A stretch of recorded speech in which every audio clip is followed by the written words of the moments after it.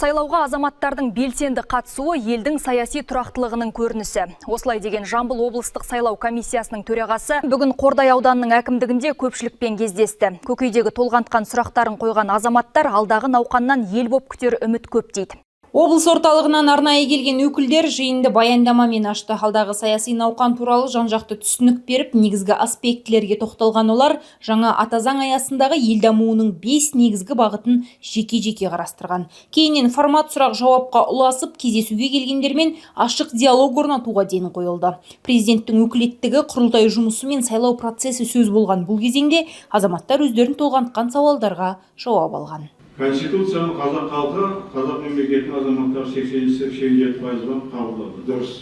Значит, Қазақстанда саяси тұрақтылық бар. Так, енді құрылтайға келейік. Құрылтай дегеніміз Қазақстан мемлекетінің конституциясының негізінен туындайтын мәселелердің бәрін шешетін кәдімгі уәкілетті орган. Солай ма?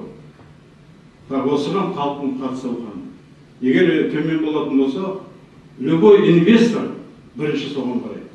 Жиында сондай-ақ сайлау комиссиясының алдағы жұмысы да айқындалды. Сыбайлас жемқорлыққа қатысы бар азаматтар саяси науқан кезінде комиссияға мүше бола алмайды дейді облыстан келген өкіл. Айта кету керек, әкімдік мамандарынан бөлек аталған бас қосуға құқық қорғау органдары мен ардагерлер кеңесі, партиялар мен қызметтік емес ұйымдардың мүшелері әрі аудан азаматтары қатысқан.